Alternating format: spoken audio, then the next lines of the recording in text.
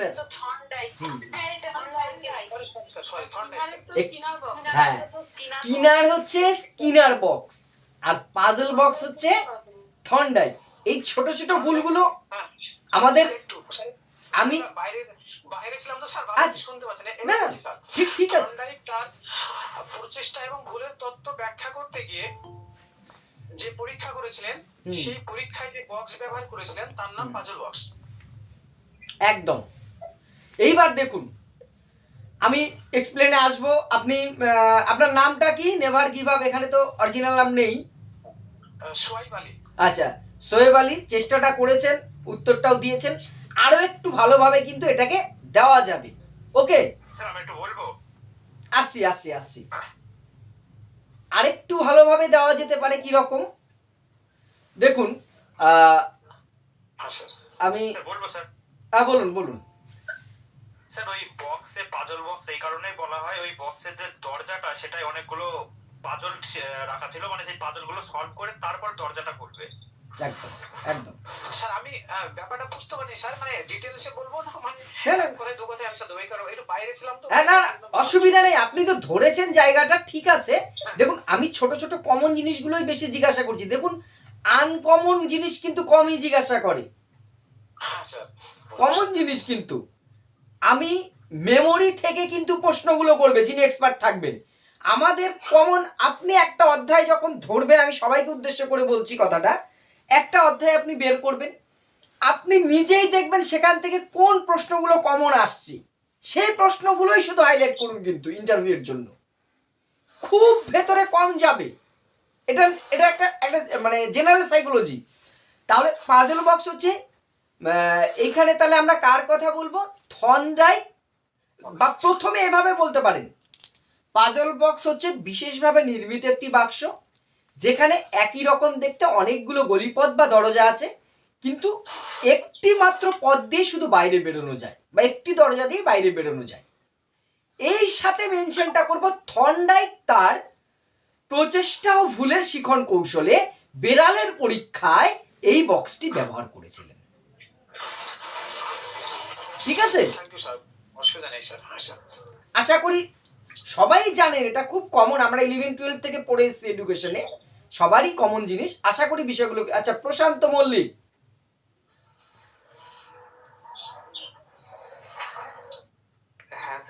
হ্যাঁ, বলছি, ধরুন আপনাকে এমন প্রশ্ন করা হচ্ছে ইন্টারভিউতে যে, আচ্ছা, গেস্টাল্ট তত্ত্বের প্রবক্তা কে?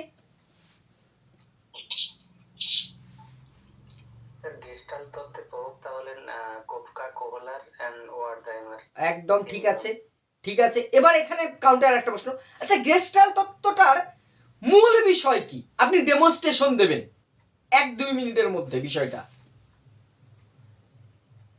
মূল বিষয়টা বোঝাতে হবে।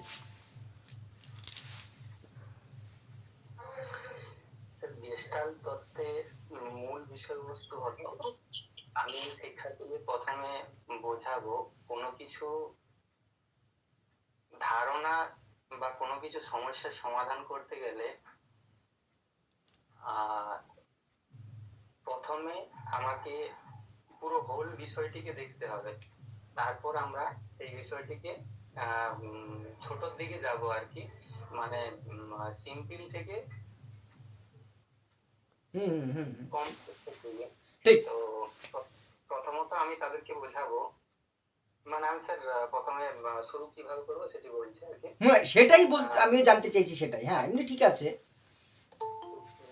সুপ্রভাত আমার প্রিয় শিক্ষার্থীরা, তোমরা সবাই কেমন আছো? ভালো আছো তো? হ্যাঁ, আমিও খুব ভালো আছি।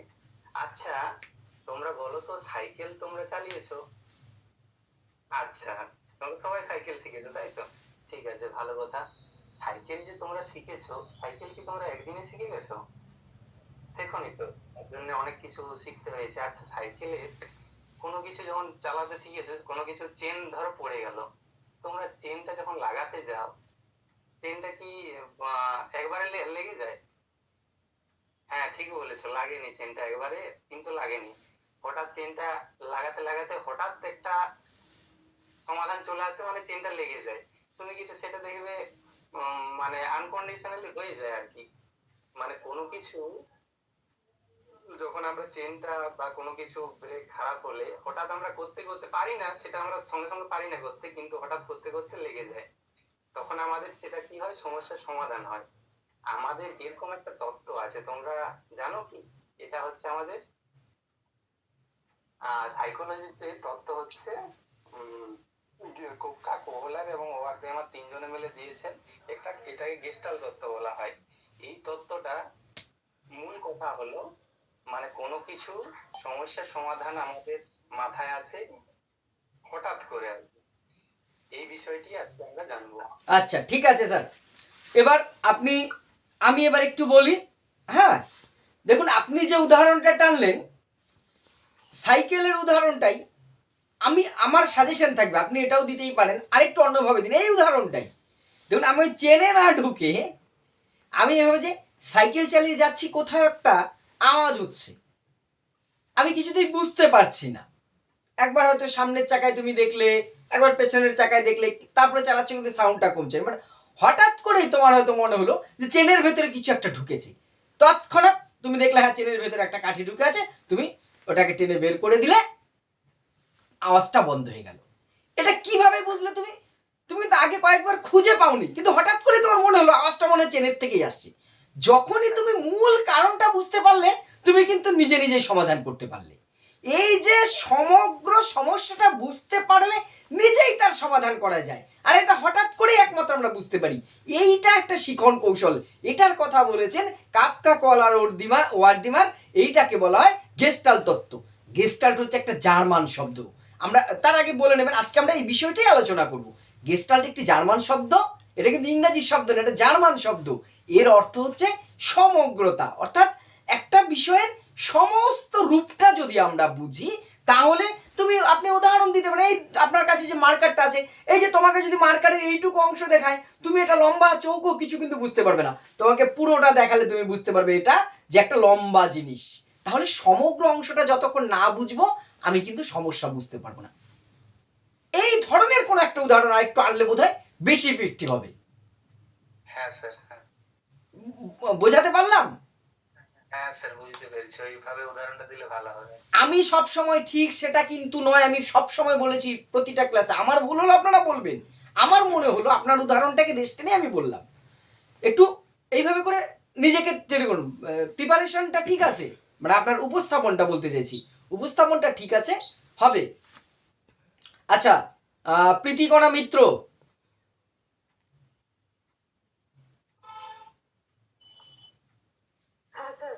আচ্ছা মনোযোগের বস্তুগত নির্ধারক আপনি পড়ান, কিভাবে পড়াবেন ডেমনস্ট্রেশন আপনাকে বললো।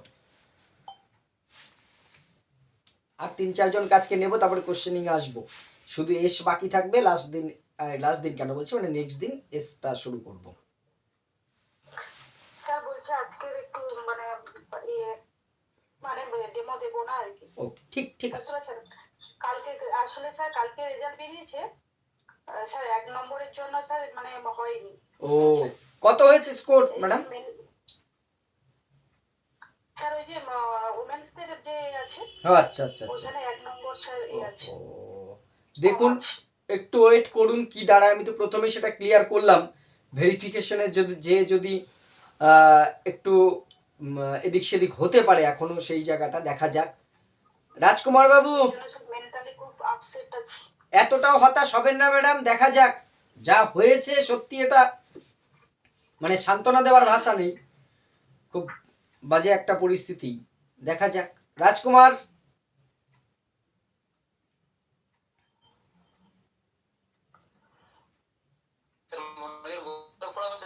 আপনার নেটওয়ার্ক প্রবলেম হচ্ছে রাজকুমার বাবু।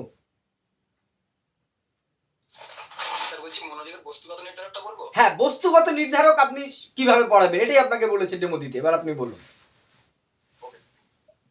গুড মর্নিং স্টুডেন্ট, কেমন আছো? তো আশা করছি খুব ভালো আছো। হ্যাঁ, আমি খুব ভালো আছি। আচ্ছা, তোমরা আসছিলে, আচ্ছা একটা ক্লাব আছে না, ওখানে প্রচুর জোরে মাইক বাজছে, তাহলে তো আমাদের ক্লাস করতে হবে এখন। এই যে ক্লাসটা আমরা করবো, বাজে যে আওয়াজটা হচ্ছে, তার মানে কি আমাদের মনোযোগটা ওইদিকে চলে যাবে। তো ওই যে বিষয়টার প্রতি চলে গেল, কারণ কি মাইকে আওয়াজটা বাজছে, ওই যে একটা বস্তু যেহেতু ওটা আমরা আগের ক্লাসে পড়েছিলাম যে মনোযোগ দুইটি, একটা বস্তুগত একটা ব্যক্তিগত। এটা আমি বলেছিলাম যে কোনো বস্তু যে গুণ বা বৈশিষ্ট্য আমাদের মনকে আকর্ষণ করে সেটিকে বলছি আমরা মনোযোগের বস্তুগত নির্ধারক। এবং ব্যক্তিগত নির্ধারক কোনটি? না, যে বিষয়টা আমাদের থেকে আসে। প্রত্যেকেই একজন যেমন আমাদের আগ্রহ, যে কোনো কিছু ভালো লাগে সেই বিষয়ে বলছি। জিনিয়া আপনি মাইকটা বন্ধ করুন। যে আওয়াজ হচ্ছে ওটা তো বাইরের। বলুন বলুন, আপনি বলুন। হঠাৎ করে তোমরা রাস্তা দিয়ে আসছো, স্কুলে যখন আসছিল থেকে একটা বাইক প্রচুর স্পিডে চলে গেল, সে একটা প্রচুর বাজে আওয়াজ করে চলে গেল। তার ওই যে গতিতে গেল বা আওয়াজ আমাদের মনোযোগ আকর্ষণ করলো, তার মানে কি তার ওই যে গুণটা আমাদেরকে মনোযোগ আকর্ষণ করলো, এটাকে বলছে আমার মনোযোগের বস্তুগত নির্ধারক। চলো কয়েকটা বৈশিষ্ট্য দেখে নিই, তাহলে খুব ভালো বুঝতে পারবে। যেমন বলি, নতুন জামা পরে এসেছে স্কুলে, জামা আসছে বলে দেখো তোমাদের 40 জনের মধ্যে ওর জামাটা চকচক করছে, তাই রঙে উজ্জ্বল বলে আমরা বুঝতে পারছি, ওই জন্য আমাদের মনোযোগ আকর্ষণ করছে।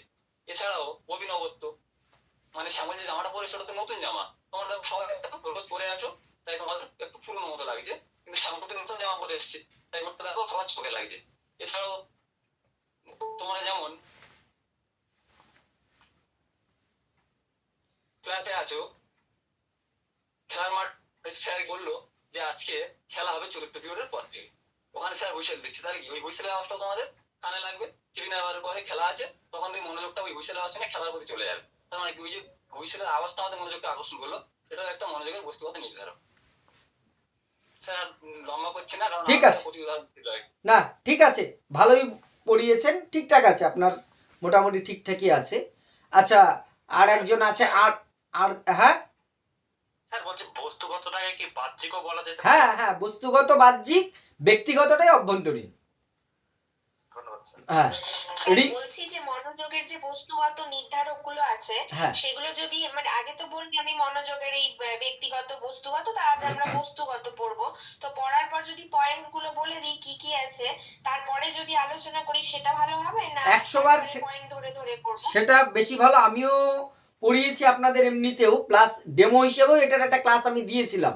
আপনি পয়েন্ট ধরে ধরে যে অভিনবত্ব, তারপরে উদাহরণটা দিন, উদাহরণগুলো খুব বাস্তবসম্মত দেওয়ার চেষ্টা করবেন। মনোযোগ যদি আপনাকে পড়াতে বলে, আপনার কপাল খুব ভালো আমি মনে করি, বা আপনি নিজের থেকেও একটা খুব ভালো টপিক, কারণ প্রত্যেকটা বাস্তব উদাহরণ দিতে পারবো আমরা। অভিনবত্ব, যে কোনো একটা নতুনত্ব কিছু দেখলে আমাদের মনোযোগ চলে যায়, তাই তো? আয়তন বা আকৃতি, পুনরাবৃত্তি, তীব্রতা, প্রত্যেকটার আপনি উদাহরণ দিতে পারবেন, এটা একটা ভালো টপিক হতে পারে। আচ্ছা, আর অবধি আজকে থাকবে, আর একজন আছেন আর দিয়ে, এস শুধু বাকি থাকছে, পরের দিনে এস দিয়ে আমি নেব। রিমা বিশ্বাস। আজকে আমি প্রিপেয়ার্ড ও, নই, পরের দিন দেব। ওকে, ঠিক আছে ঠিক আছে ঠিক আছে, ওকে। আচ্ছা, যে কজন বাকি রইলেন আমার এস দিয়ে, আর কারো কারো নেটওয়ার্কের প্রবলেমের জন্য বাকি থাকলে সেটা আলাদা, আমি লাস্ট দিন নেব। কিছু আমি না বাদ পড়ে গেছি, আপনি মনে হয় আমার নামটা বলেন। মৌমিতা দে না, তাহলে ওখানে না স্কুপ করে গেছে। আচ্ছা আচ্ছা আচ্ছা, না ঠিক ঠিক আছে। আচ্ছা, আপনাকে আমি একটা টপিক দিচ্ছি, দাঁড়ান। সাইকোলজির থেকে বলো আপনি।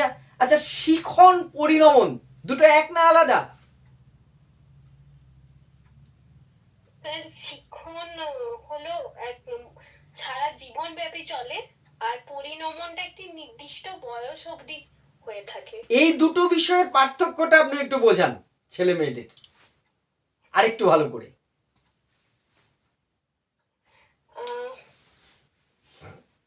চেষ্টা করুন, ভয় পাবেন না।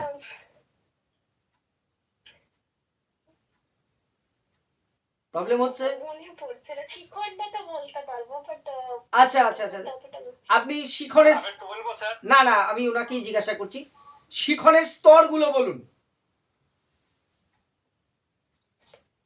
পারা যাবে?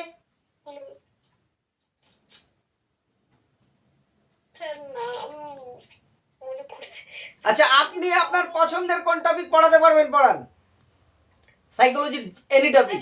স্যার ইন্টারেস্ট পড়ে। হ্যাঁ পড়ান, ভালো টপিক। গুড মর্নিং স্টুডেন্ট, তোমরা কেমন আছো? আচ্ছা তোমরা ভালো আছো? হ্যাঁ আমিও ভালো আছি। আচ্ছা বোর্ডে আমি কি আঁকলাম বলো তো? আচ্ছা আমি একটি পাতা এঁকেছি। আচ্ছা তোমরা কে কে আঁকতে ভালোবাসো?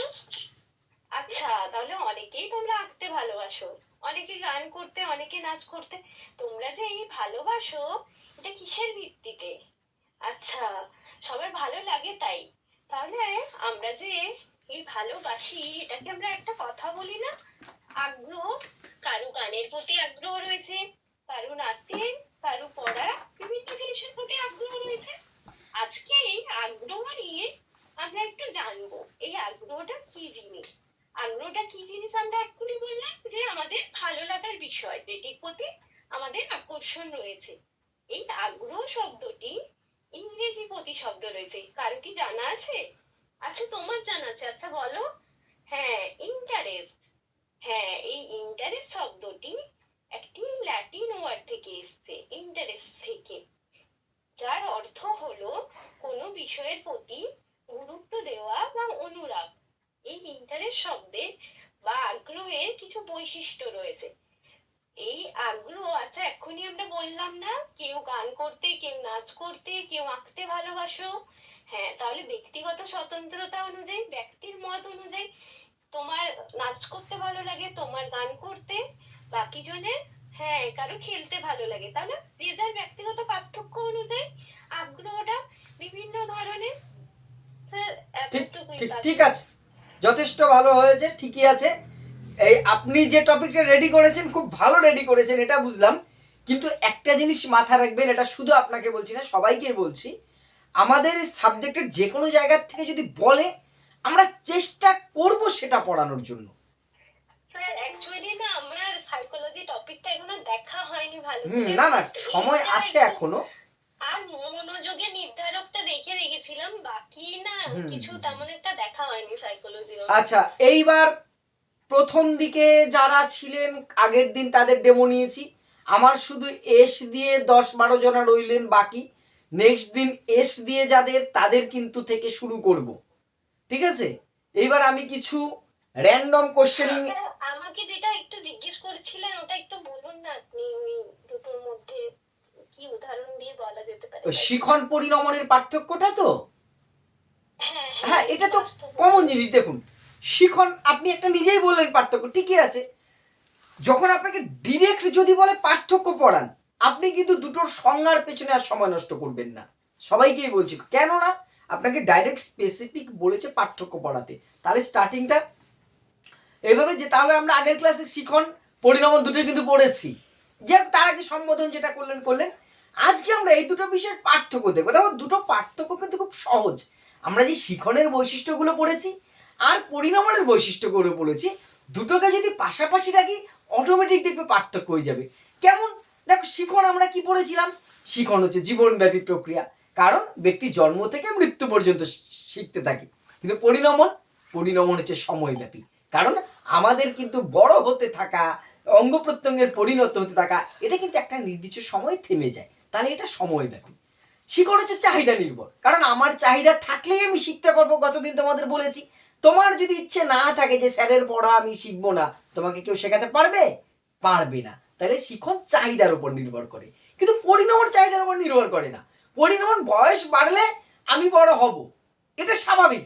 কেউ যদি চায় আমার বয়স হোক কিন্তু আমি বাচ্চাই থেকে যাব, এটা কিন্তু হবে না, কারণ পরিণমন হচ্ছে চাহিদার উপর নির্ভর করে না। শিখন অনুশীলন নির্ভর। একটা জিনিস তুমি আজকে শিখলে, তুমি আর অঙ্কটা সারা বছর প্র্যাকটিস করলে না, পরীক্ষার দিন কি তুমি পারবে না? ভুল হয়ে যাবে, ঠিক বলেছো। তাহলে শিখনটা অনুশীলন করতে হয়, মাঝে মধ্যে এর জন্য কি করতে হয়, তোমাকে চর্চা করতে হয়। কিন্তু পরিণমনের কোনো অনুশীলন দরকার নেই, তুমি চর্চা করলেও হবে, চর্চা না করলেও হবে। এই যে জাস্ট বৈশিষ্ট্যগুলোকে আপনি কি করুন, দুটো তিনটে করে প্রত্যেকটার সাথে চেষ্টা করুন প্র্যাকটিক্যাল কিছু উদাহরণ দেওয়ার জন্য। সাইকোলজি একটা খুব মানে ভালো গুণ, যেটা প্রায় প্রত্যেকটা জিনিসের আমি উদাহরণ পাবো। উদাহরণগুলো দেবেন যখন অ্যাকচুয়াল রিয়েল ক্লাসরুমে পড়াবেন, ছাত্ররা খুব এনজয় করবে আপনার ক্লাসটা। যখন আপনি অ্যাজ এ ডেমনস্ট্রেশন দিচ্ছেন, সেখানে কিন্তু আপনার এক্সপার্টরাও বুঝবে যে না, পড়াটা অন্তত খুব অ্যাট্রাকটিভ হচ্ছে, মনোগ্রাহী হচ্ছে। এইটা কিন্তু একটু মাথায় রাখার চেষ্টা করতে হবে আমাদেরকে। স্যার একটা উদাহরণ দেবো স্যার? বলুন স্যার কিছু মনে করবেন না স্যার। বলুন। স্যার একটা উদাহরণ এরকম, ধরো আমি ওদের বলতে পারি যে স্টুডেন্টদের, দেখো তোমার বাবা যিনি আছেন ওনার খুব দাড়ি উঠেছে, এটা কিন্তু ওনাকে শিখতে হয়নি, এটা কিন্তু না শিখতে হয়নি, এটা কিন্তু অটোমেটিক হয়ে এসছে। আর এই যে আমরা আজকে ছবি আঁকা, কেউ ছবি আঁকতে ভালোবাসে, কেউ গান করতে ভালোবাসে, এটা কিন্তু তাদের শিখতে হয়েছে, এটা কিন্তু অটোমেটিক তার মধ্যে এটা আসেনি। হ্যাঁ, এগুলো উদাহরণ, বাস্তব উদাহরণ আসবেই। আপনি যতটা বাস্তবের সাথে মিলিয়ে দেবেন, এই পার্টগুলোতে একটা সুবিধা সবচেয়ে, স্যার এই সব উদাহরণগুলো দিতে পারবো স্যার? হ্যাঁ, কোনো অসুবিধার কিছু নেই বাস্তবের সাথে। ওই মুহূর্তে না মনে পড়বে আমার মনে।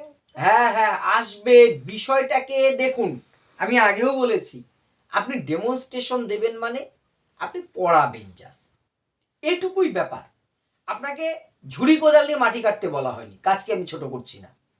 তাহলে যে কাজটার জন্য আপনি অ্যাপয়েন্ট হতে চাইছেন, সেই কাজটা, সেই ভালোবাসার জিনিসটা আপনাকে করতে দিয়েছি, আপনি এনজয়ের সাথে পড়াবেন, খুব ফ্রিলি নিজেকে উপস্থাপন করবার চেষ্টা করবেন, ভালো কিছু হবে। আচ্ছা সুতা বাজানা বলুন। আমি কিন্তু এবারে সাইকোলজির বাইরের থেকেও কিছু প্রশ্ন করতে পারি, কিন্তু র্যান্ডম, সাইকোলজির ভেতরেই চেষ্টা করব থাকার। আচ্ছা, আগ্রহ হলো সুপ্ত মনোযোগ, আর মনোযোগ হলো ক্রিয়াশীল আগ্রহ, এটি কে বলেছে? Sir McDougall. আপনি আমাকে উত্তর দিচ্ছেন না প্রশ্ন করছেন? না স্যার, ম্যাকডুগাল। আচ্ছা, তাহলে এবার উত্তর হলো, আগে প্রশ্ন হয়ে গেছিল। একটু হালকা কনফিউজ ছিলাম মানে। হ্যাঁ, উত্তরটা মানে কনফিডেন্টের সাথে দিতে হবে, আর না হলে স্কিপ করে যেতে হবে।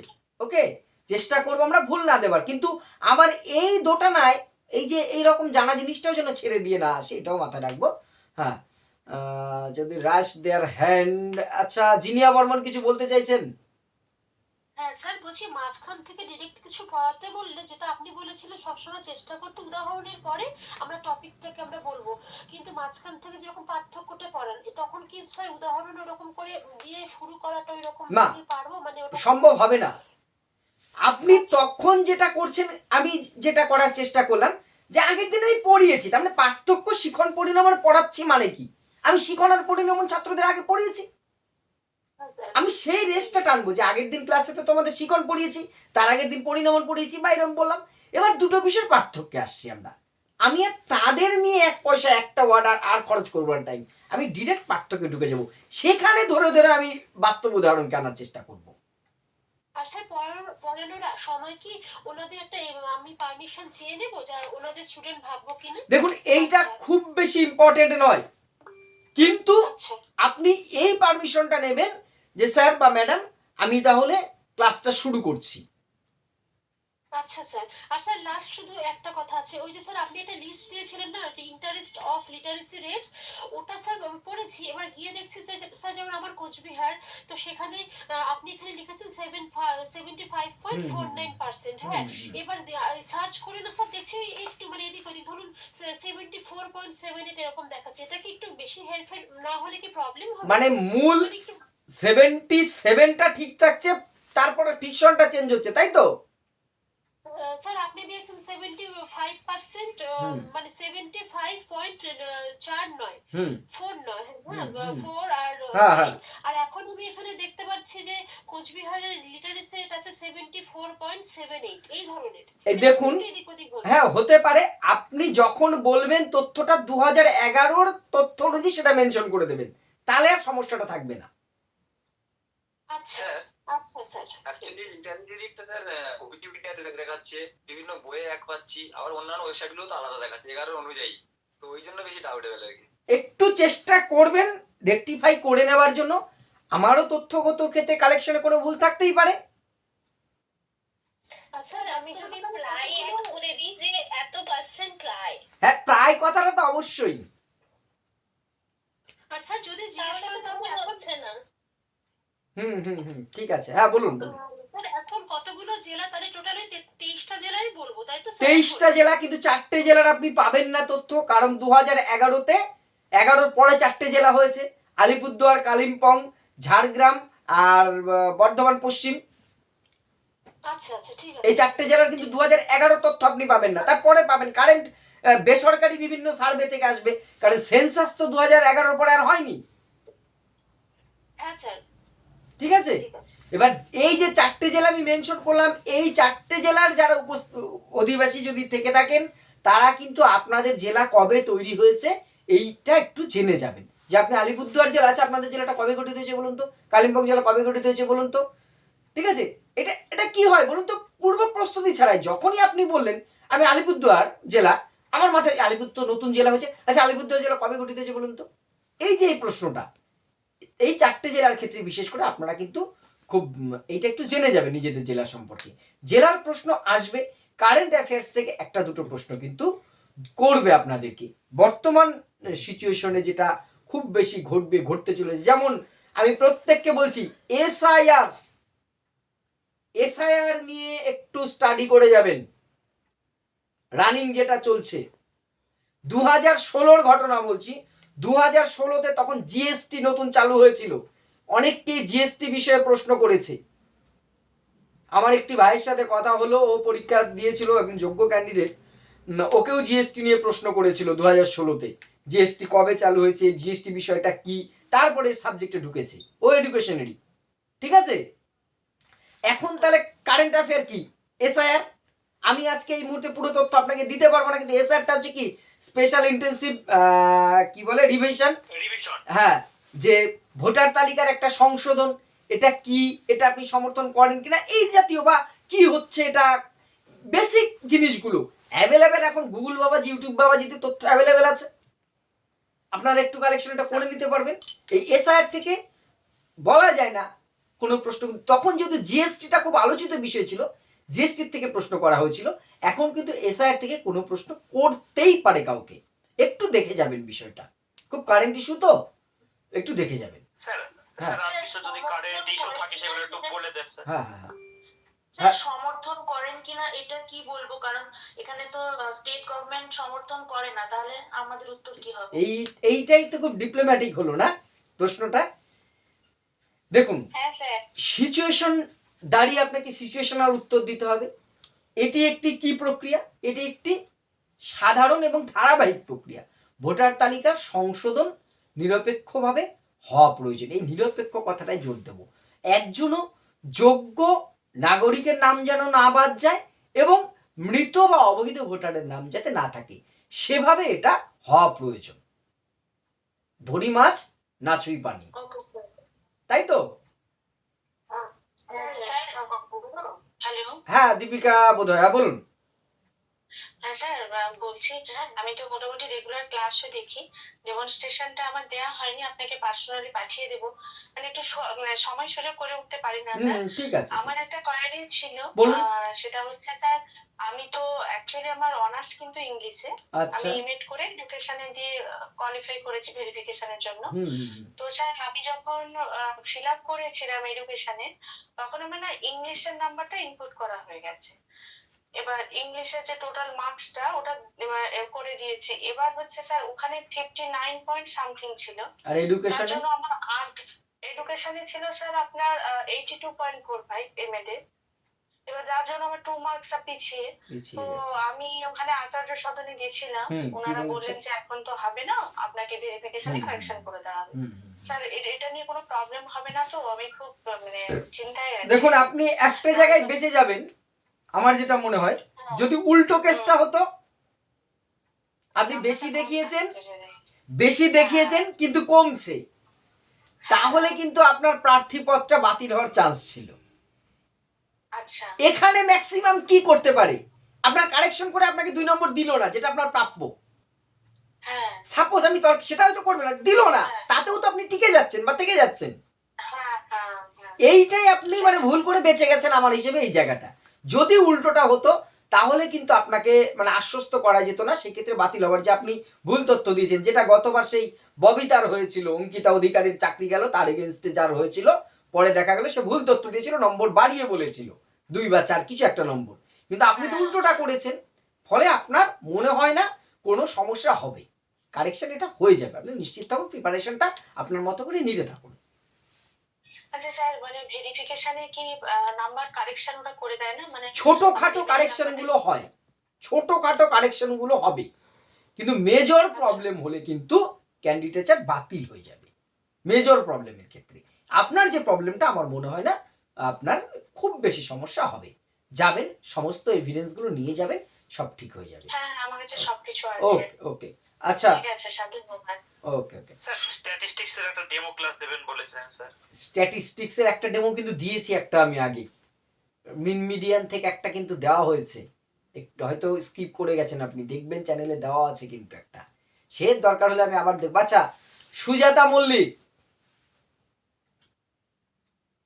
স্যার একদিন আমরা সবাই ম্যাথ নিয়ে ডেমো দিতে চাই, মানে ওই মিন মিডিয়ান আচ্ছা। এগুলো নিয়ে। কখনো গ্রুপ ডাটাটাই সম্ভব হবে না, আর গ্রুপ ডাটাটা কম সময়ের মধ্যে হয়ে যাবে। আচ্ছা, আমি পরের দিনটার অন্য টাস্ক দেব, তারপরের দিন তাহলে এটা নিয়ে হবে, ওকে? পরের দিন আমি আরো কিছু টাস্ক আপনাদের দেব, আমার কিছু রেডি করা আছে, কিছু অধ্যায়গুলো মানে যেগুলো থেকে বিশেষ বিশেষ প্রশ্ন আছে। সুজাতা মল্লিক, আপনি আমাকে বলুন তো, প্রবোজ্জা, শিক্ষা বিজ্ঞান পড়তে যে প্রবোজ্জা নামটা শুনেছেন? হ্যাঁ স্যার, শুনেছি। প্রবোজ্জা কোন শিক্ষার সাথে যুক্ত? প্রবোজ্জা বৌদ্ধ শিক্ষার সাথে। এটা কি, বিষয়টা কি? এটা হচ্ছে যখন শিক্ষার্থী তার শিক্ষা জীবন শুরু করছে, তখন সেখানে তাকে 8 বছর বয়সে একটি ধর্মীয় অনুষ্ঠানের মাধ্যমে তার শিক্ষা গ্রহণ শুরু হচ্ছে। যেরকম আমরা দেখেছিলাম বৈদিক শিক্ষার উপনয়ন, ঠিক সেরকমই বৌদ্ধ শিক্ষায় প্রবোজ্জার মাধ্যমে একজন শিক্ষার্থী শিক্ষা জীবন শুরু হচ্ছে এবং সে সঙ্গে প্রবেশ করছে। বাহ, ঠিক আছে। আচ্ছা, সুজাতা বর্মন, একটুখানি আমি একটা কথা বলবো এই প্রসঙ্গে। সুজাতা কে বলছেন? বর্মন? হ্যাঁ, সুজাতা, সুজাতা মল্লিক, হ্যাঁ বলুন, বলছি। হ্যাঁ বলুন বলুন। আমি একটা ডেমো আপনার দিয়েছিলাম স্যার, এই নেটওয়ার্কটা প্রবলেম করছে। আমাদের ম্যাশটার উপরে স্যার। আমার ডেমোটা কি স্যার ঠিক হয়েছিল? আমি এটা রাখবো? আমি দেখছিলাম ওটা, আমি দেখেছি আপনার ম্যাসলোর থিওরিটা, লেখাটাকে আরেকটু বড় করার চেষ্টা করতে হবে। আচ্ছা স্যার। একটু দেখবেন একটু ছোট হয়ে গেছিল, চাহিদার যে স্তরটা বলেছিলেন, আর রাখতেই আমি দেখেছি ওটা একটু ইয়েগুলো ছোট হয়ে গেছিল, লেখাগুলো আরেকটু যাতে বোঝা যায়। যদি মনে হয় যে আমি বড় করতে পারছি না, তাহলে আপনি টপিক চেঞ্জ করবেন প্রয়োজনে, কারণ ওইটা 8টা স্টেজ যে লিখতে যে অনেক ক্ষেত্রে সমস্যা হয়ে যেতে পারে। যদি মনে হয় আমার অস্পষ্ট চলে আসে, আমি বোর্ড ওয়ার্ক একদিন আপনাদের করেছি, আবার আরেকদিন বোর্ড ওয়ার্ক নিয়ে বলবো, আর একটু সামনে আসুক ডেমোটা, বোর্ড ওয়ার্ক নিয়ে আপনাদের বলবো যতটা আমার জানা আছে সেটুকুর মধ্যে, ওকে?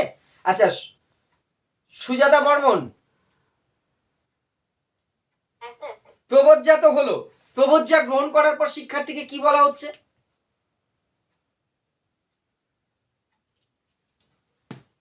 গুলিয়ে গেছে। প্রশ্ন বললেন না উত্তর? শ্রমণ বা ভিক্ষু, মেন আসছে শ্রমণ, ঠিক আছে না? ঠিক আছে, সব জানতে হবে কোনো মানে নেই। শ্রমণ বা ভিক্ষু, আর মহিলাদের পরবর্তীতে সুযোগ দেওয়া হলো, সেটা হচ্ছে সেটা তাদের বলা তো ভিক্ষুণী।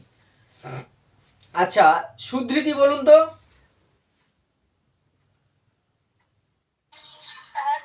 বৌদ্ধ শিক্ষার শৃঙ্খলা বিষয়ে আপনার কোনো ধারণা আছে?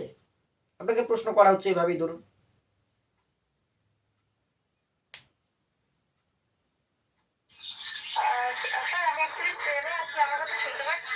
হ্যাঁ, বুঝতে পারছি, আপনার জন্য আজকে স্টপ থাক, ঠিক আছে ঠিক আছে, আপনি বাইরে আছেন, ওকে ওকে ওকে,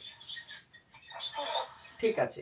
আচ্ছা, শুভেন্দু, শুভেন্দু ঘোষ, হ্যাঁ স্যার আছি। আচ্ছা বলুন তো, বৌদ্ধ শিক্ষার শৃঙ্খলা বিষয়ে আপনার ধারণা আছে? হ্যাঁ স্যার, বৌদ্ধ শিক্ষায় কঠোর শৃঙ্খলা মেনে চলতে হতো।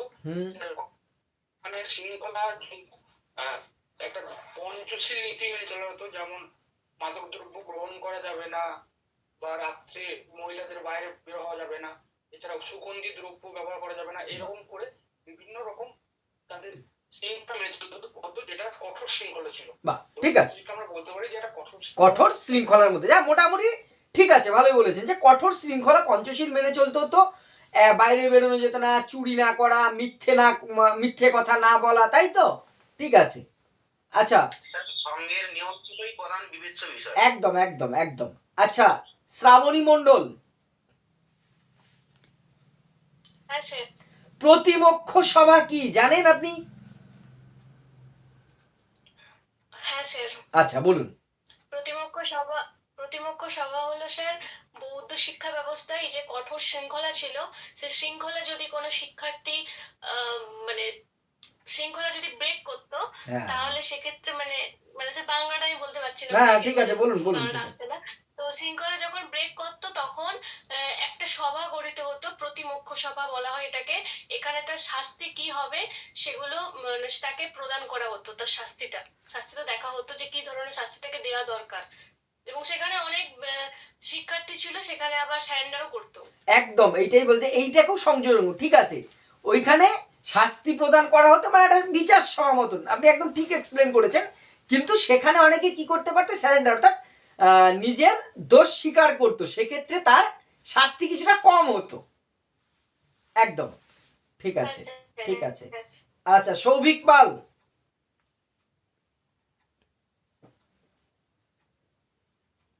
হ্যাঁ স্যার বলুন। আচ্ছা বৌদ্ধ শিক্ষা ব্রাহ্মণ শিক্ষা এই দুই শিক্ষার প্রধান পার্থক্য কি আপনার চোখে? নমস্কার স্যার। হ্যাঁ বৌদ্ধ শিক্ষা এবং ব্রাহ্মণ্য শিক্ষা দুটি প্রাচীন প্রাচীন ভারতের শিক্ষা ব্যবস্থা, কিন্তু এর মধ্যে প্রধান যেটি পার্থক্য সেটি হচ্ছে প্রারম্ভিক স্তর, মানে যে স্তরে তারা শিক্ষা গ্রহণ করছে। অর্থাৎ ব্রাহ্মণ্য শিক্ষা ব্যবস্থায় কিন্তু একটি বর্ণভেদ ছিল, বর্ণভেদ অনুযায়ী তারা কিন্তু শিক্ষা গ্রহণ করতেন। কিন্তু বৌদ্ধ শিক্ষা ব্যবস্থায় এই বর্ণভেদটা ছিল না। সেখানে একটি নির্দিষ্ট বয়সেই সেই জাতিভেদ নির্বিশেষে সেই একই বয়সে তারা শিক্ষা গ্রহণ করতে যেতেন। ঠিক, একদম মেইন পার্থক্য বলতে যে আমরা কিন্তু এটাকেই আনার চেষ্টা করব। শুভজিৎ, স্যার বলুন। ভালো আছিস তো? হ্যাঁ ভালো আছি, আপনি ভালো আছেন? হ্যাঁ, তোর হলদিবাড়ির খবর কি? আচ্ছা সবাইকে বলছি, শুভজিৎ কিন্তু আমার ডাইরেক্ট স্টুডেন্ট, আমি ওখানেই পোস্টিং ছিলাম 12 বছর। ওর পাড়াতে ভাড়া থাকতাম আমি, এখন 600 কিলোমিটার দূরে থাকছি। আমার ভাইয়ের মতো ও কোয়ালিফাই করেছে। যাক, সব ভালো তো ওদিকে? হ্যাঁ স্যার হ্যাঁ। আচ্ছা, পরে একসময় তোর সাথে ফোনে কথা হবে। এখন একটা প্রশ্ন জিজ্ঞাসা করি। আচ্ছা বলো, আচ্ছা ইসলামিক শিক্ষা পড়েছি তো আমরা, ইসলামিক শিক্ষা সম্বন্ধে নিশ্চয়ই আপনার ধারণা আছে। এবার আপনি বলুন তো, ইসলামিক যুগে তোমার যে সবচেয়ে শিক্ষিত সম্রাট কে ছিলেন? আকবর। শিওর? একদম। অন্য কেউ?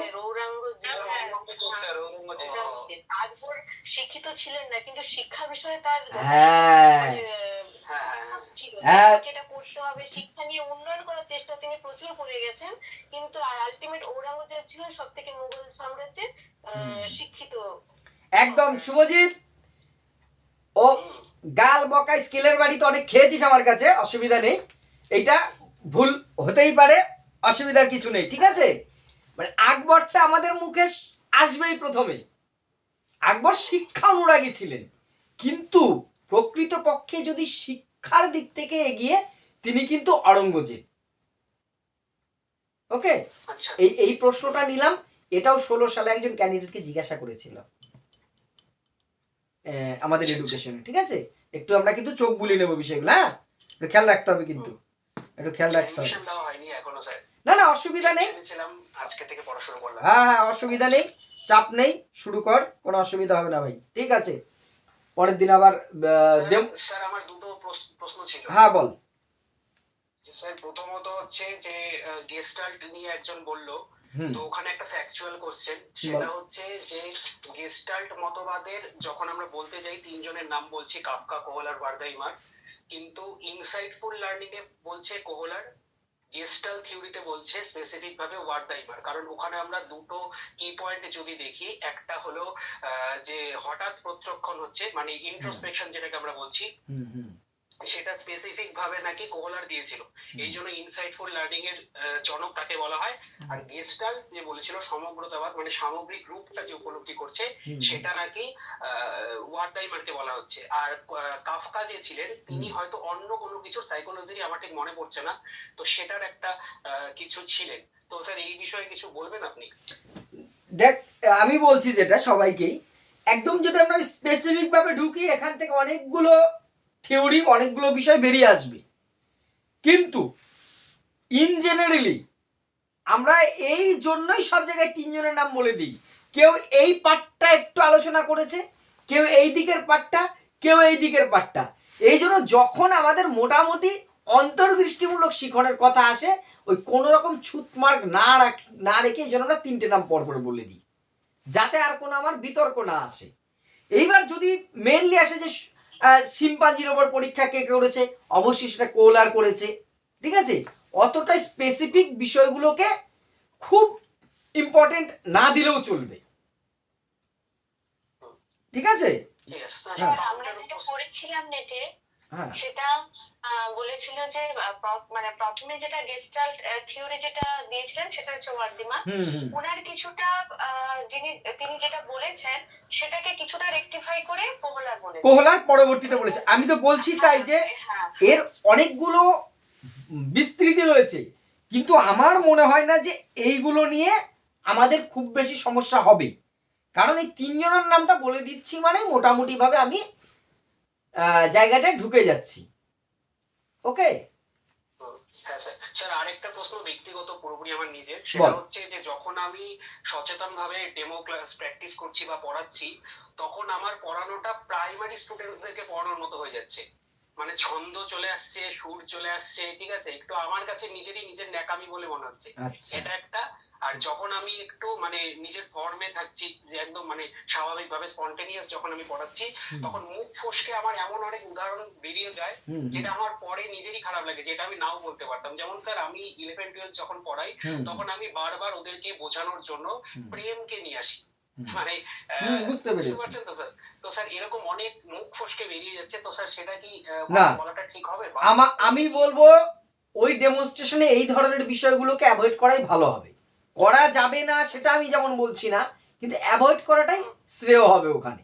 তুই তো টিউশন পড়াস অনেক দিনই, এবার এই যে ডেমোটা না, তুই এই ক্লাসের মধ্যেই এই টিউশন ব্যাজে কাল থেকে এই প্র্যাকটিসটা করে যে আমি এই ওয়ার্ডগুলো ব্যবহার করবো না এই কটা দিন। বাস্তব উদাহরণটা যতটা পারিস টেনে নিয়ে আয়, কোনো অসুবিধা নেই, ঠিক আছে। আর তুই তো এমনি তো খারাপ পড়াস না, আমি তো তোকে দেখেছি। যদি অসুবিধা দেখা যাবে এখনই, তারপরে তুই একটু চেষ্টা কর একটা সপ্তাহ যে আমি এই ওয়ার্ডগুলো, এই বিষয়গুলো উদাহরণ হিসেবে আমি নেব না। ওকে। আরেকটা স্যার, যখন আমি এক্সাম্পল দিতে যাব, তখন যেমন ধরুন স্মার্টফোনকে যদি আমি টেনে আনি, বাস্তবে যা যা হচ্ছে, এবার সেই ধরনের এক্সাম্পল গুলো বেশি দিব নাকি শিক্ষামূলক কোনো বাস্তব example? শিক্ষামূলক হলেও চলে, তুই প্র্যাকটিক্যাল এমনি স্মার্টফোন আনলেও কোনো ব্যাপার না, এটা খুব কম। মেমোরি পড়াতে যাব, আমার স্মার্টফোন আনাটা খুব সহজ হবে, তাই তো। আমি অনিয়ন্ত্রিত শিক্ষা পড়াবো মাধ্যম হিসেবে, স্মার্টফোনের উদাহরণ আমরা আসতেই পারে। আচ্ছা, এবারে শান্তনা মাঝি,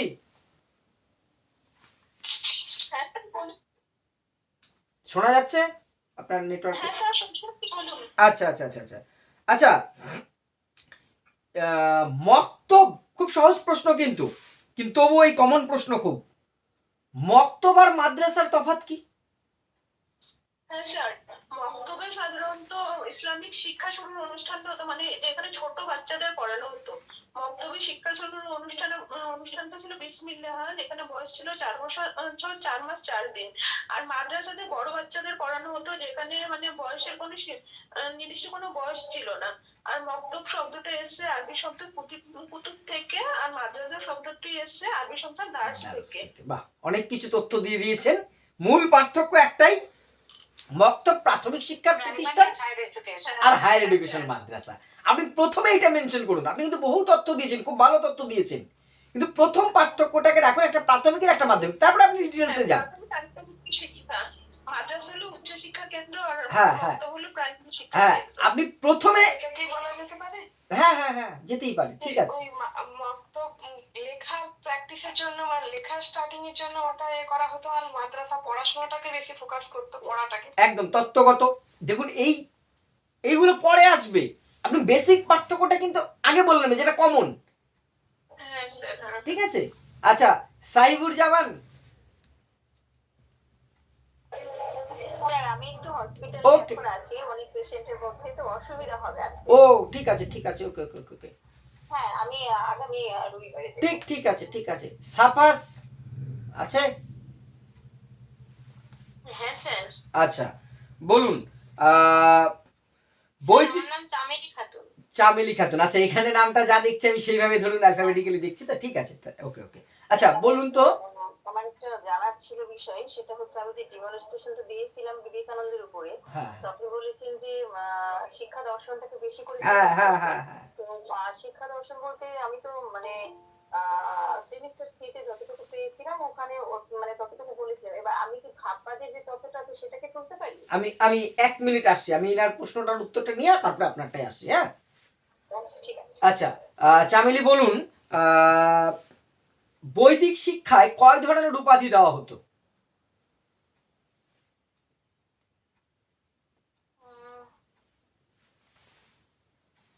কনফিউশন হচ্ছে? দুই ধরনের। 2 ধরনের? দুই ধরনের, কি কি? আচার্য আর উপাচার্য। ভুল হলো কিন্তু। আচ্ছা দীপিকা মণ্ডল হাত তুলে আছে।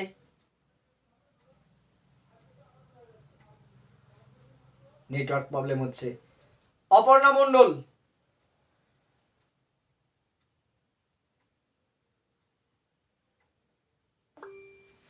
আসছি না, আমি চাইছি যারা একবারও আজকে রেসপন্স করেনি তাদেরকে নিতে। হ্যাঁ বলুন। অপর্ণা বলছেন, মানে আমাকে বললেন? আমার তো মানে আপ্রাণ হিসেবে রয়েছে। ও আপ্রাণ, আমি ভুল পড়েছি। হ্যাঁ হ্যাঁ হ্যাঁ আমার নাম জিজ্ঞাসা মন্ডল আগের দিন বলেছে। হ্যাঁ হ্যাঁ বলুন বলুন বলুন, সরি। হ্যাঁ হ্যাঁ, বলছি যে বৈদিক শিক্ষায় 3 ধরনের উপাধি দেওয়া হতো। কি কি? একটা ছিল বিদ্যাব্রত স্নাতক, যেখানে বিদ্যা এবং মানে লেখাপড়া এবং মানে ব্রত, মানে যে সমস্ত নিয়ম কানুন গুলো মেনে চলতে হতো আশ্রমে, যারা সেই মানে সমস্তটাই মেনে চলতো আর পড়াশোনাটা ভালো করতো তাদেরকে এই উপাধিটা দেওয়া হতো। আর হচ্ছে ব্রত স্নাতক ছিল একটা, যেটা হচ্ছে পড়াশোনাটা খুব একটা হয়তো শিক্ষার্থীরা ভালো করতো না আর নিয়ম কানুন গুলো ভালো মেনে চলতো, সেটা ছিল ব্রত স্নাতক। আর বিদ্যা স্নাতকটা হচ্ছে যারা পড়াশোনাতে ভালো ছিল কিন্তু নিয়ম কানুন ভালো একটা মেনে চলেনি, তাদেরকে এই উপাধিটা দেওয়া হতো। ঠিক আছে, আমি একবার একটু বলছি, আপনি ভুল বলেননি, কিন্তু আরেকটু স্পেসিফিক মেনশন করতে হবে। দেখুন 3 ধরনের, এটা ঠিক। বিদ্যাব্রত স্নাতক, যে শিক্ষার্থী সমস্ত বেদ পাঠ করেছে এবং ব্রতগুলোও পালন করেছে। পড়াশোনা বলতে এখানে বেদটাকে মেন ফোকাস করা উচিত। বেদ পাঠ বা তাত্ত্বিক জ্ঞান অর্জন করেছে এবং সমস্ত ব্রত অপরাবিদ্যা যেটা পালন করেছে সেটা হচ্ছে বিদ্যাব্রত স্নাতক, ফার্স্ট ক্লাস। এইবার আসছে বিদ্যা স্নাতক, যে শিক্ষার্থী সমস্ত বেদ অধ্যয়ন এবং তাত্ত্বিক জ্ঞান অর্জন করেছে কিন্তু যে ব্রত অর্থাৎ ব্যবহারিক পাঠগুলো ততটা সম্পূর্ণ করতে পারেনি, সে হচ্ছে বিদ্যা স্নাতক। আর ব্রত স্নাতক, যে শিক্ষার্থী সমস্ত ব্রত বা অপরাবিদ্যা সম্পূর্ণ অধ্যয়ন করেছে কিন্তু বেদ পাঠ সম্পূর্ণ করতে পারেনি, তিনি হচ্ছেন ব্রত স্নাতক। আপনি এটাই বলতে চেয়েছেন বা বলেছেন, কিন্তু কোথাও একটু যেন ফাঁক ফোকর আমার কানে খুব বিঁধল। আশা করি ক্লিয়ার সবাইরই হবে। আচ্ছা আর একজন ম্যাডাম যিনি আর অপরাবিদ্যাটা একটু বলতেন স্যার। পরাবিদ্যা হচ্ছে বেদ পাঠ সহ যে সমস্ত তাত্ত্বিক বিষয়, ঈশ্বর প্রাপ্তি বা মুক্তি লাভ, মোক্ষ লাভের কথা বলা হয়েছিল, তো মোক্ষ লাভের জন্য যে পাঠগুলো সেইগুলো হচ্ছে পরাবিদ্যা। আর ব্যবহারিক বাস্তব জ্ঞানের যে বিষয়গুলো সেইগুলো হচ্ছে অপরাবিদ্যা। প্র্যাকটিক্যাল থিওরি হচ্ছে পরাবিদ্যা, প্র্যাকটিক্যাল হচ্ছে অপরাবিদ্যা। যদি আপনি কিন্তু ঘুরিয়ে প্রশ্নই করতে পারে, বর্তমান প্র্যাকটিক্যালের সাথে আপনি বৈদিক যুগের কোন পাঠ্যক্রমের মিল খুঁজে পান? প্র্যাকটিক্যালের সাথে আমি অপরাবিদ্যার মিল খুঁজে পাই। আর থিওরিটিক্যালের সাথে কোনটার মিল খুঁজে পাই? থিওরিটিক্যালের সাথে পরাবিদ্যার মিল খুঁজে পাই। ঠিক আছে? হ্যাঁ ম্যাডাম প্রশ্ন করছিলেন যে বিবেকানন্দের, উনি একটা আমাকে ডেমো পাঠিয়েছিলেন, কোন দিকটা আপনি বিবেকানন্দ যখন পড়াবো, দেখুন জন্ম, তার কর্ম সেগুলো বলবো, আমি মূল ফোকাসে কিন্তু জন্মে ওইগুলো নিয়ে ডেট অফ বার্থটা তত বেশি যাবো না। উদাহরণ হিসেবে আপনি জানতেই পারেন। আপনার একটা জিনিস আমার খুব ভালো লেগেছে, পেরেছেন 12ই জানুয়ারি যুব দিবস, কার জন্মদিন, হ্যাঁ খুব ভালো স্টার্টিংটা করেছেন, সেইটা রাখুন। এইবার তার ছোটবেলায় কি ছিল টিল এইগুলো আমি 4 মিনিটে 3 মিনিটে এত বলতে যাব না। বিবেকানন্দকে আমরা শুধুমাত্র একজন বীর সন্ন্যাসী হিসেবে জানবো না, তিনি কিন্তু একজন বিশিষ্ট শিক্ষাবিদ। শিক্ষা বিষয়ে তার দর্শনটা প্রথমে। এবার আসুন আপনি শিক্ষার সংজ্ঞাটা, বিবেকানন্দকে এক্সপ্লেন করার তো অন্যতম জায়গা হচ্ছে সংজ্ঞা। একটা ডেমো দেবো, অনেক রিকোয়েস্ট আছে।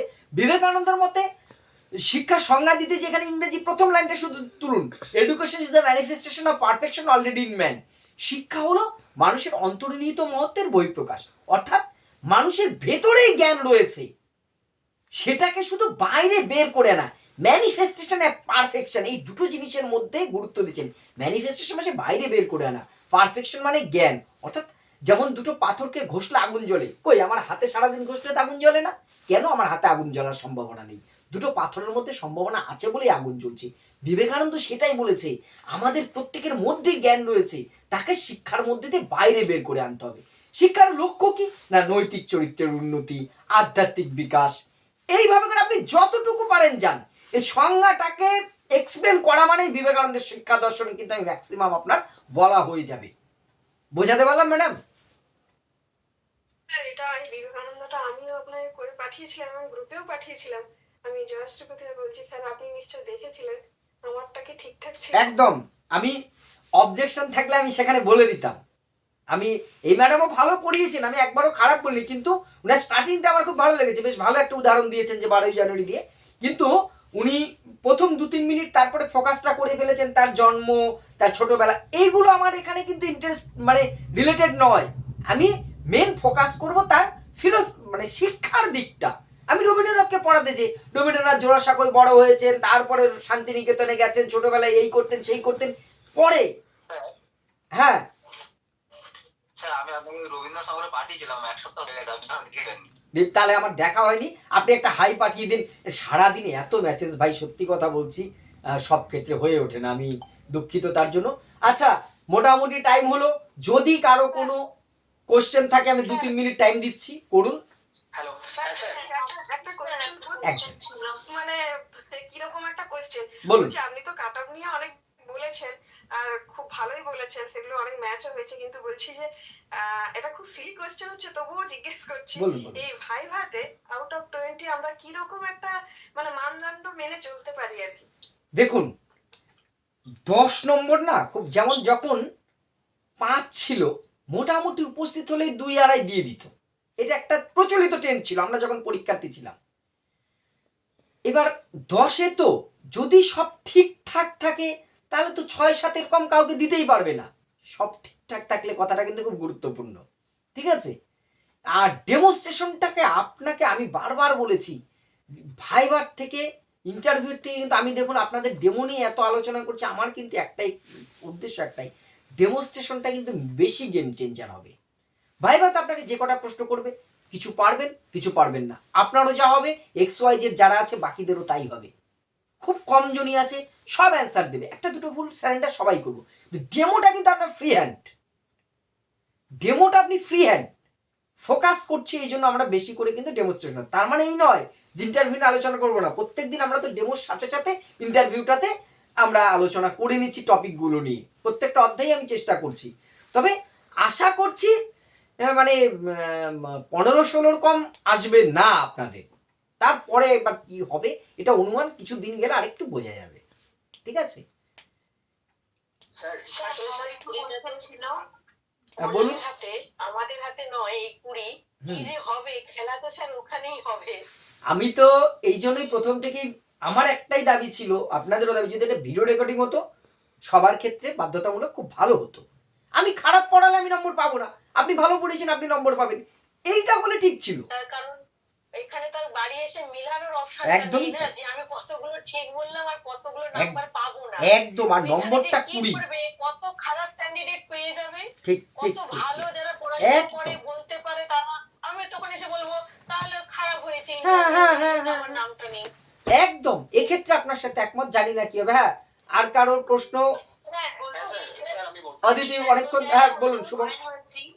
হ্যালো হ্যাঁ স্যার বলছি আমি গতদিনই জয়েন হয়েছি আগের আচ্ছা রবিবার। আচ্ছা আচ্ছা তো আগের ক্লাসগুলোতে কি কি হয়েছে আমি সে বিষয়ে কিছু জানি না। স্যার নেক্সট টপিকটা বলে দেবেন। বলবো।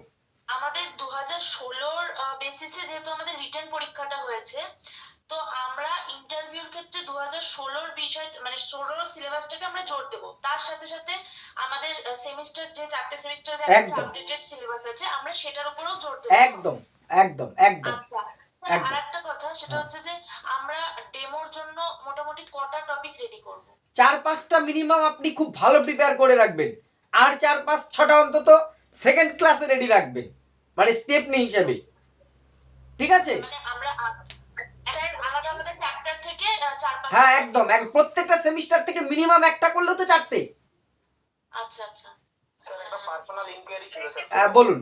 থ্যাংক ইউ স্যার বলছিলাম আমি 1 ইয়ার ডেপুটেশনে কাজ করেছিলাম, হ্যাঁ, ঠিক আছে? হ্যাঁ, এটা হ্যাঁ। ডিআই অ্যাপ্রুভ ছিল, আমার আচ্ছা। সমস্ত কিছু ডিআই অ্যাপ্রুভাল কপিও রয়েছে। আচ্ছা কিন্তু বিষয়টা হচ্ছে স্যার আমি যখন ফর্ম ফিল আপ হয় তখন ওটাকে আমি শো করিনি। আমি ভাবছিলাম তখন হচ্ছে কেবলমাত্র এই কন্ট্রাকচুয়াল বা এই ইত্যাদি ইত্যাদি ব্যাপারগুলো, ডিআই তো ওখানে কোনো এরকম ছিল না যে ওই ডেপুটেশনের যে ব্যাপারগুলো। তা আমি কাজ করেছি কিন্তু অথচ ওখানে হচ্ছে এক্সপেন্ডিস হিসেবে আমি ইনপুট করিনি। কিন্তু আমি কি ওটা ভেরিফিকেশনে স্যার দেখালে? আমি আপনাকে এবার একটা কথা বলছি, ডেপুটেশনটা কি 12 মাস কমপ্লিট হয়েছে আদৌ? হ্যাঁ হ্যাঁ স্যার 1 বছরে পুরো করেছি, 2 ইয়ার্স এর ছিল। আচ্ছা, তাহলে আপনি ভেরিফিকেশনে শো করালে 2 নম্বর অ্যাড হতে পারে, শিওর তো বলা যাচ্ছে না, 2 নম্বর অ্যাড হলেও হতে পারে, আপনি ডকুমেন্টস গুলো নিয়ে যাবেন। আমার কিছু বলার ছিল। আচ্ছা বলুন, আর বেশি টাইম নেব না, বলুন। স্যার ছিলাম।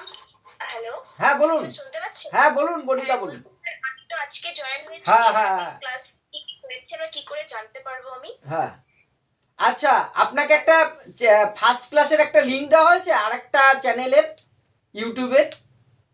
হ্যাঁ, ওখানে ইউটিউব ভিডিওগুলো রয়েছে। এবার আমি রেকর্ডগুলো তো আপনাদের ম্যাডাম রেকর্ড করে, আমি প্রথম দিন হোয়াটসঅ্যাপে পাঠাতে যে এত লং টাইমের তো হোয়াটসঅ্যাপে পাঠানো যায় না, তখন এই আমাদের এই ভাই বোনেদের মধ্যে আমাকে একজন বুদ্ধি দিল, আপনি আর একটা চ্যানেলে ভিডিওগুলো করে দিন, তাহলে আমরা দেখে নিতে পারবো। আপনি ওই চ্যানেল ওইখানেই আপনি সব ক্লাসগুলো পেয়ে যাবেন। আচ্ছা, আপনি কি কোনো পিডিএফ প্রোভাইড করেছেন গ্রুপে? না তেমন পিডিএফ নয়, একটা দুটো কিছু দিয়েছিলাম, ওই আমাদের হচ্ছে শুধু ওই শিক্ষার ইয়েটা দিয়ে আপনাদের মধ্যেই কারো কাছে পেয়ে যাবেন, আর কিছু কোশ্চেন অল্প সামান্য দিয়েছে, আর কিছু আমি দেব, খুব বেশি প্রয়োজন হবে না, আপনারা আলোচনা করুন, নিজেরা একটু করুন, হয়ে যাবে, চাপ নেবেন না। হ্যাঁ স্যার হ্যাঁ একটা কথা বলবো স্যার? হ্যাঁ বলুন বলুন, আর সময় নিতে পারছি না। বলছিলাম হ্যাঁ হ্যাঁ আমি এখনই তাড়াতাড়ি বলছি স্যার। বলছিলাম কি আপনি তো ডেমো ক্লাস দেখে স্যার ফিডব্যাক দেন, আমি জানি আপনি ভীষণই ব্যস্ত আর এতজন স্টুডেন্ট, তবুও স্যার আমি মানে 2-3টা যদি খুব ছোট ছোট করে যদি পাঠাই, যদি পুরোটাও দেখতে না পারেন অন্তত যদি স্টার্টিংটা একটু দেখে যদি একটু ফিডব্যাক দেন না, তাহলে একটু আত্মবিশ্বাস পাই। আচ্ছা আপনি পাঠিয়ে দেবেন, আমি চেষ্টা করব ম্যাডাম, ঠিক আছে?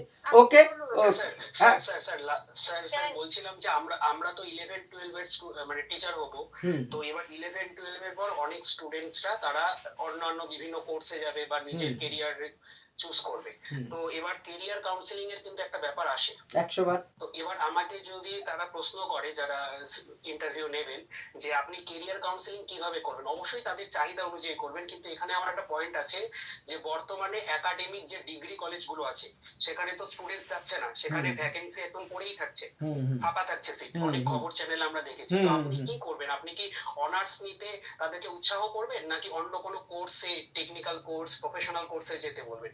তো স্যার এই বিষয়ে আপনি কি বলবেন? অবশ্যই মেধা এবং আগ্রহ অনুযায়ী আমি শিক্ষার্থীকে করব, তার আগ্রহ যদি একাডেমিক লাইনে থাকে তাকে আমি টেকনিক্যাল লাইনে পাঠাবো না, ঠিক আছে?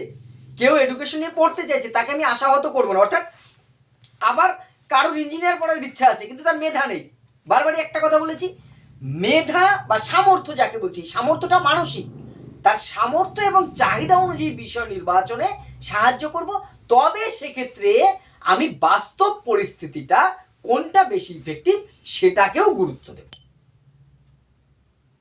ওকে, আজকের মতন ক্লাসটা শেষ করছি। ও পরের দিনের টপিক বলছি, হ্যাঁ পরের দিন একদম অ্যানসিয়েন্ট ইন্ডিয়া থেকে, বৈদিক শিক্ষা থেকে সার্জেন্ট প্ল্যান, লং টাইম কিন্তু আমাদের আর নেই, ঠিক আছে, আর টাইম নেই। তার মধ্যে তো ইসলামিক শিক্ষা অব্দি আমরা আলোচনা করলাম, তবুও সার্জেন্ট প্ল্যান অর্থাৎ বৈদিক শিক্ষা থেকে সার্জেন্ট প্ল্যান আপনারা একটু দেখবেন। এখান থেকে প্রথমে এস অ্যালফাবেটিক্যালি আমি জিজ্ঞাসা করব, ডেমনস্ট্রেশন, তারপরে কোশ্চেনিং হবে সেখান থেকেই। ওকে ওকে স্যার এক সপ্তাহ গ্যাপ না দিয়ে মাঝখানে একদিন করান না। স্যার বলছি হ্যাঁ বলুন। আমার কতদিন টাইম আছে মোটামুটি? দেখুন 4 তারিখ অবধি লিস্ট দিয়েছে আপনার ভেরিফিকেশনের, তবে ভেরিফিকেশন শেষ হওয়ার আগেই হয়তো আমাদের ইন্টারভিউ শুরু হয়ে যাবে। প্রথম দিকে যাদের ভেরিফিকেশন হবে তাদের হয়তো ইন্টারভিউ শুরু হয়ে যাবে। আর একদিন বাড়ানো যায় কিনা আমি এই সপ্তাহটা যাক আমি চেষ্টা করব, নিশ্চয়ই এক্সামের আগে অন্তত 1-2 দিন এক্সট্রা করব। ইন্টারভিউ হ্যাঁ কবে নাগাদ হতে পারে? ইন্টারভিউ কবে? এটা নিশ্চিত বলা যাচ্ছে না, অন্তত 2 সপ্তাহ টাইম পাবেন আরো।